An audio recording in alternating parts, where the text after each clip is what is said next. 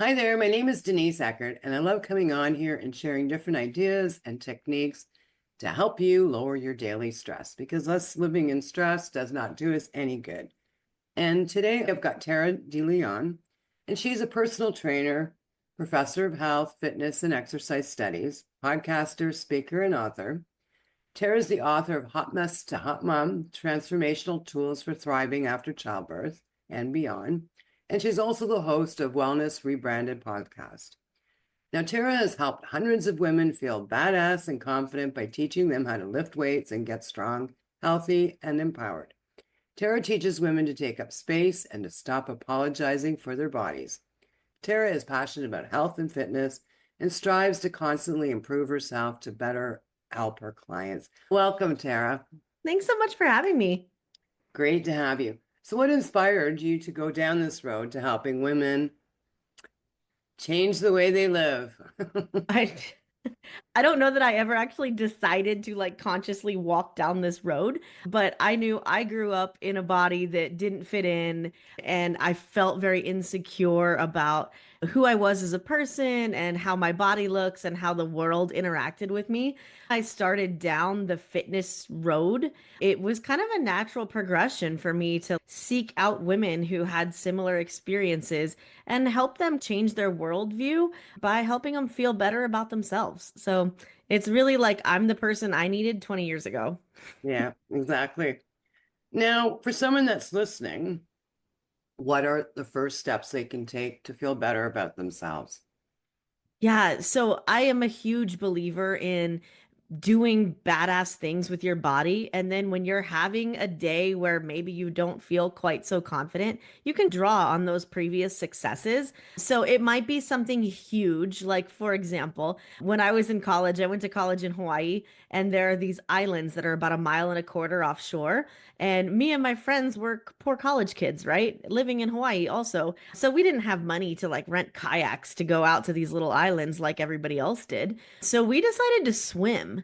And we just on a whim swam to the islands, got out there and realized, oh my gosh, that was so freaking far and so difficult. And by that point, the sun was starting to set. So we had a decision to make. Are we going to stay out here all night without food, water, shelter, clothes? Are we going to be here? Or are we getting our booties back in the ocean and making it back to shore so that we can spend our night more comfortably? So we did. We got back in the water and swam like crazy.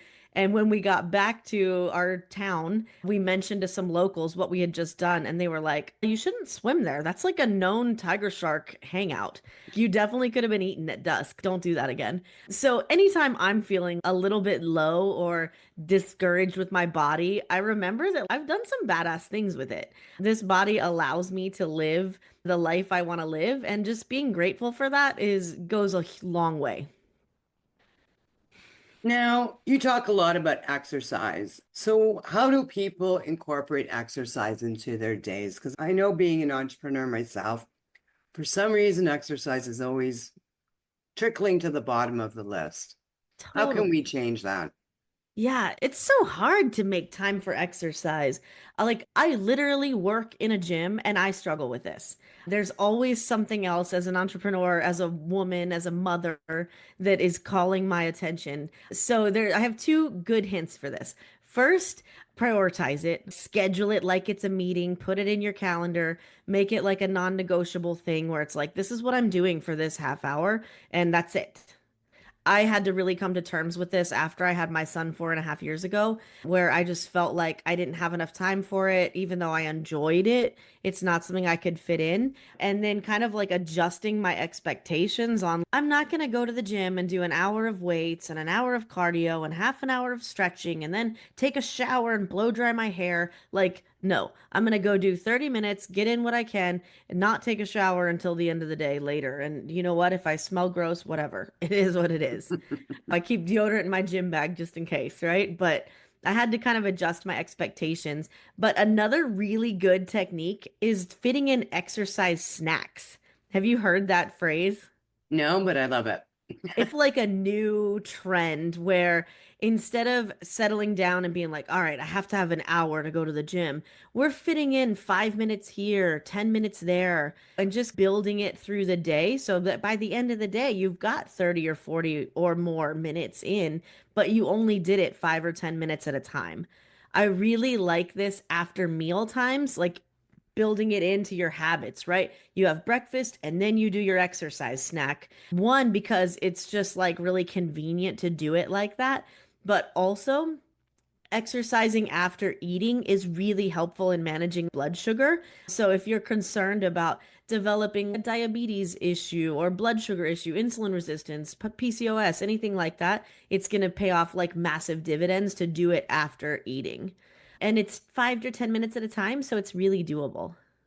Now, I've always thought that, I mean, I guess with cardio, it's a bit different, but that you need to do that length rather than if it's a 5 minute snack, everybody can do that. Totally. We all used to think that, right? Yeah. The research was like, oh, yes, you have to do 300 minutes a week, which is like an hour, 5 days a week minimum in order to see results. And while that's still like the presiding belief, what we're finding is that people are going, oh, I don't have 300 minutes a week, so I will do 0 minutes, right? There's no gray area. There's no middle ground there. So it's definitely better to be like, I may not get 300 minutes, but if I get 30 minutes a day, 5 days a week, that's 150 minutes. So that's way better than nothing. So basically, if I were to, after dinner, after I've settled down, and dance to a couple different songs, which is usually song is 3 minutes, so that's 6 minutes, would that can be considered a snack? Totally. I have a 4-year-old and we do this every night after dinner. We usually put some music on and just like rock out in the kitchen. And it's good for all of us. Now, what other kind of exercises fit into this 5 minute snack? You know, anything fits. If you're like a yoga person and you want to improve your flexibility, some stretching, like stretching works, yoga works. You can lay down on the floor and do a quick 5 minute Pilates type thing. You can really do anything. A lot of the times I have clients that'll walk around the building at their lunch break. They'll take their 10 minutes and just do a quick lap and then they're right back to work. It's super easy for me because I work right next to a treadmill. So I'll just hop on there and do my 5 minutes and then hop off and get back to work. But you can do literally anything, even weight training is possible. You know what? I never knew that. And thank you for sharing that with me because seriously, like for me, as you said, you go to the gym. First of all, you got to get to the gym. Totally. And then all the things, what are you going to wear to the gym? What are you bringing to the gym? Then we got to, whatever, if you are showering, coming home, Yeah, that's a lot of time that you're not totally. actually doing anything except for getting to and from the gym. So Yep. I think entrepreneurs, yeah, I mean, the 5 minute snack. Yeah. Wow, like that's just so amazing. I did not know that you could do that. I've completely adjusted my expectations on appropriate attire as well. Oh, I don't have my sports bra on. I'll do some yoga. I'll go for a walk.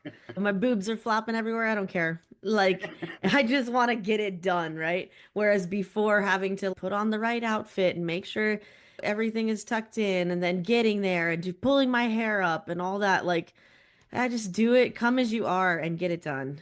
Much more Excellent. effective. Now, what are the benefits of putting in these I love this word, exercise snacks, of doing exercise snacks overall? Yeah. It's so easy to fit it in, but the real benefit is you're getting the same type of benefits as you would if you did stuff for an hour. You're just breaking it up throughout the day. So when we're doing cardio, right, we're strengthening our heart and lungs. We're reducing our risk of different lifestyle diseases like high blood pressure, high cholesterol, diabetes, things like that. We're just doing it one little bit at a time. Some of the benefits of yoga are decreased depression and anxiety. Like there's a massive mental health benefit to all types of exercise, but especially like the mind body stuff like yoga, Pilates, Tai Chi, stretching, that kind of thing. But really, we're just making life a little bit easier. There's a phrase that one of my clients uses that I love that says, motion is lotion and rest is rust. And she notices that when she sits at her desk all day and stands up, it's like, oh, everything is sore. But if she moves throughout the day, everything feels pretty good. And of course, I've noticed this in my life as well. So standing up and making 5 to 10 minutes 2 or 3 times a day is just going to help your body feel better overall. It's going to help prevent injuries, and mentally, you're going to be much healthier as well. Well, I'm Miss ADHD, so I really have a hard time just sitting at my desk. So I'm like, bing, bing, bing, bing, bing, bing, bing. And then it's like, okay, I'm supposed to be doing this, but You know what? I'm like completely neurotypical and I also struggle. Like the second I open my computer, I'm like, oh, 15 things to do. Wait, what am I doing? yeah, I get now you're it. doing this. Okay, reel it in. I'm moonlighting as ADHD and perimenopause here. So I understand the struggle. You also talk a lot about reducing the stress around what we look like. I Yeah. mean, a lot of women are just not happy with their bodies. Is there anything you can say to help? Yeah. So I hate that we even have to have this conversation, right? Because our bodies are amazing. If you think about all the cool stuff your body has done or allowed you to live during your life, you truly wouldn't hate your body. I had a client come in the other day. Usually, clients come into my office and they start listing off all the reasons that they're there. And the reasons are usually, I hate this and I hate this, and my arms look like this and I don't like this. And I stopped this woman and I was like, listen, I don't know you yet, right? It's our first day. But here's some cool stuff that my body's done, right? Like I've walked like thousands of miles in my life, or hundreds of thousands probably. I've lifted like thousands of pounds of weight. I've held a tiny child's hand while they're crossing the street. Like I grew a whole human and then I've nourished that baby for 6 months. My body has done some cool stuff. I've had passionate sex. I've cooked millions of meals. At least that's what it feels like. I held my dad's hand as he took his last breath. So, like, my body has really allowed me to do a lot of really cool stuff in its lifetime.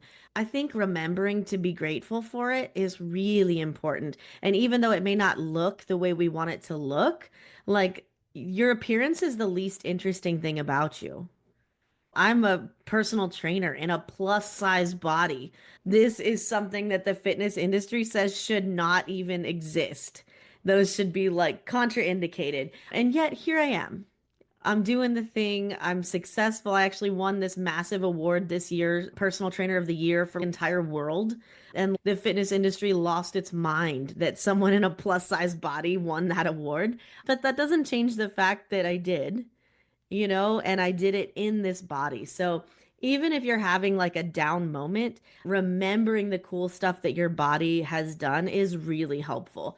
I also think like using your body's helpful. So go to the gym and put some weight on the bar and move it and see how badass you feel. I am convinced that you cannot have a bad day when you've deadlifted a heavy weight or you've squatted some dumbbells or a barbell or something. You just walk out of the gym knowing that you have got it going on and the world is your oyster. Even though an hour ago, before you walked into the gym, you didn't think that. You were struggling to get there, you were late, you don't feel good, your pants don't fit quite right. Maybe you forgot your sports bra, you've got the boobs chafe going on, like whatever happens, happened. And then you deadlifted the weight and you walked out like, yes, this is what I'm doing. Hello, world, here I am. So, remembering to cultivate that attitude of gratitude and actually using your body is going to make you feel a million times more confident. Now, I've never really gotten into weightlifting or lifting weights at all, and you keep mentioning it. What are the benefits of lifting weights? Yeah, I love weightlifting. I think it's something that everybody should be doing in some form or fashion. One, I think the mental health benefit is amazing. Like I said, you cannot have a bad day when you've had a good weightlifting workout. Two, it prevents injury. And that's especially important as we start aging. We lose muscle mass every year after age 30. We call that sarcopenia. We also lose bone density, osteopenia or osteoporosis. So lifting weights is going to help prevent, reverse, and even improve both of those metrics. It's also going to be great for like perimenopause and menopause. It's going to help control some of those hormone fluctuations. It's going to help level out some of the symptoms of that. And it just makes life a little bit easier. Life is easier when you're stronger. I think about this all the time. When I was like 17, I joined my first gym and I went there and I had no idea what I was doing. But I just was like messing around on the machines, watching what the dude bros around me were doing, and tried to imitate them a little bit, which, by the way, is a terrible way to learn how to lift weights. Go hire a trainer for one session and get a basic program taught to you. But even in doing that, I got so much stronger that I noticed when I would go to Sam's Club with my mom and pick up like the giant case of water. Before I had to hoist it to my knee and then use my knee to help me like hoist it in the cart. And then I started lifting weights and I could just pick it up and place it in the cart gently. And pretty soon I had people around me being like, I'm so sorry, do you mind putting a case in my cart too? So it just makes life a little bit easier if you're a little bit stronger. I actually believe that when you're stronger physically from being in the weight room, it allows you to be strong enough to handle all the bullshit that life throws at you. Yeah. Now, for someone that's listening right now and they're going, yeah, I wouldn't mind trying this weight thing. So you recommend them going to a gym and hiring a personal trainer for a session, or is there any other ways that they can easily get started? Yeah, totally. There's so many ways. The cool thing about fitness is like there's a million ways to get fit. And it doesn't have to be in a gym. If you like hate a gym, it can be in your own home. It can be with equipment, without equipment. It doesn't matter. There's a million ways to get started. A really super simple way is to go to the gym and hire a trainer for a session or two. Most gyms even give you 2 free sessions with a trainer when you enroll. It's like their opportunity to sell you on more training, but you can still learn a ton in those sessions. They'll do like a thorough fitness assessment on you, ask you about your health history, your injuries, limitations, experience that you have, like your attitude towards fitness and different types of exercise. And then they'll show you what to do. They'll show you around the gym. Here's how to do the machines. Here's some moves you can do with dumbbells or a barbell or whatever. And then you can do it on your own. If you feel like nervous about that for whatever reason, and you've listened to this episode and you're like, oh, I love Tara. She's not at all making me anxious. I can totally do that virtually. I have clients all over the world that I see on FaceTime or Zoom or whatever. And sometimes they'll take me into their gym and just set me up on a tripod on the phone and we'll just train just like we were in person. You're in Costa Rica and I'm here in Maryland or wherever. On that note, though, if you do want me to fly to Costa Rica to train you, like I'm super on board to do that. Yeah, and I want a ticket as well. Actually, Tara does offer a free consultation. I will put her information wherever you're watching or listening to this. Now, you're going to share a neat tool with us. Can you talk about that a little bit? Yeah, for sure. So something I love to use with my clients, especially the women that are like really stressed out and they're managing everything in their lives, is called progressive relaxation. So typically when I do something like this, I'll put on some like really peaceful and relaxing music and you can get comfy wherever you are. Today, I'm going to take you through the 2 minute version of this. But when you do this for real, you can take 10 seconds at a stoplight in traffic. I would keep your eyes open for that though. Or you can make it take an hour. This is something that I often offer quarterly here in my area, where people come and we all just lay there and relax for a full hour while I guide you through this progressive relaxation process. So, here's the way it works. I want you to go ahead and sit down and get comfy. You can be laying, you can be seated, wherever you want to be, in a position that is comfy for you. And I want you to close your eyes, unless you're driving. And I want you to take a nice deep breath in through your nose, hold it just a sec, and then exhale out through your mouth. And now I want you to focus on the energy that's in your toes. So the concept of this is we're working on the ancient Chinese premise of qi, right? Qi is energy that's flowing through your body and it starts in your heart and goes to your extremities and then eventually comes back to your heart. What we're going to do is take all that energy out of your extremities and visualize it leaving your body and going into the world. So all of that energy that's in your big toes, I want you just to relax and picture it just flowing out the tips of your toes. As you feel that energy flow out of your toes, you should feel your toes relax and sink into the floor. Now I want you to relax your feet. Send that energy down through your feet and out through your toes and into the world. Sometimes it can be helpful to visualize your energy. So when I picture my energy, I picture it like beautiful teal blue water that's just flowing through my body. Your energy might look like a bright purple light or a neon color. I'm sure there's some science behind that, but picture whatever your energy feels like to you. And I want you to visualize that energy from your legs traveling down through your feet, out your toes, and into the world.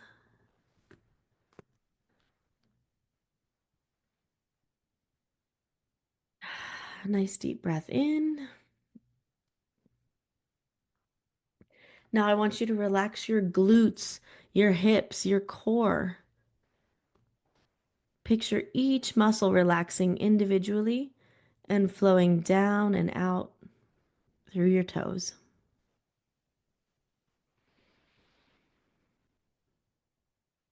Relax the rest of your torso. Take inventory as you're pushing all that energy down your body.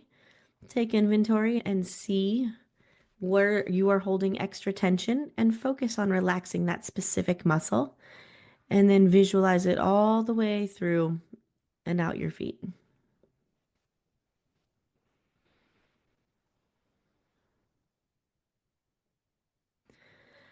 Switching gears for a second, I want you to come up to your fingers.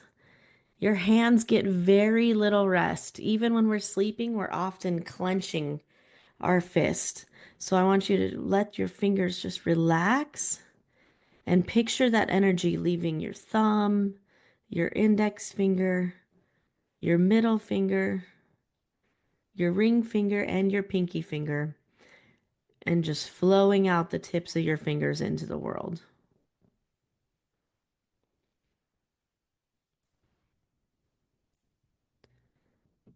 Relax your palms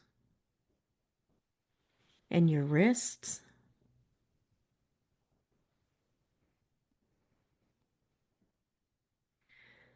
Relax your forearms.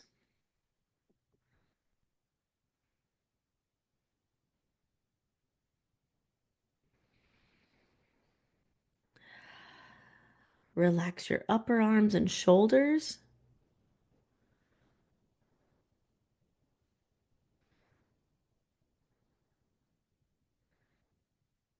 Still visualizing that energy going down and out. Relax your neck and your jaw. As you relax your jaw, you might feel your mouth fall open. That's super normal. Relax your cheeks and your forehead. We carry lots of tension in our forehead, so really try to focus on relaxing those face muscles. And then visualize all that energy just being pushed down your body and out into the world.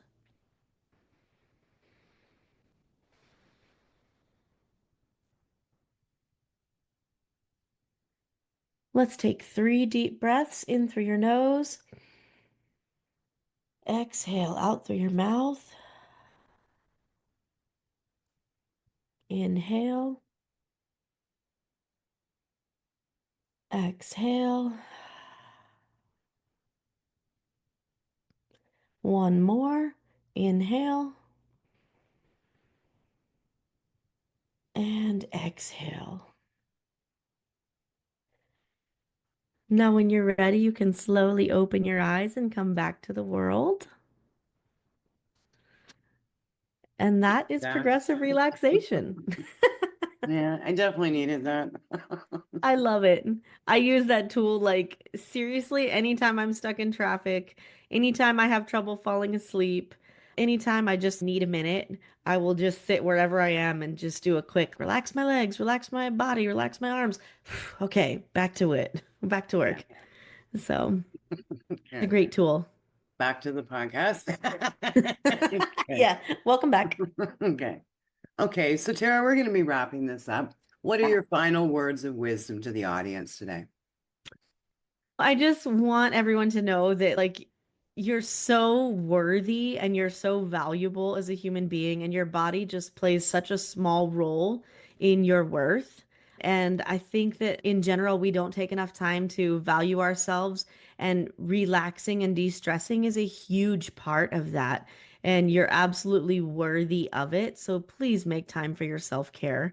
And whether that self-care is doing a breathing drill like progressive relaxation for 10 seconds a day, or whether it's fitting in exercise snacks, or even getting on like a whole workout regimen where you're hitting the gym twice a week for half an hour, all of that will be helpful. And you will definitely see a life quality improvement with that.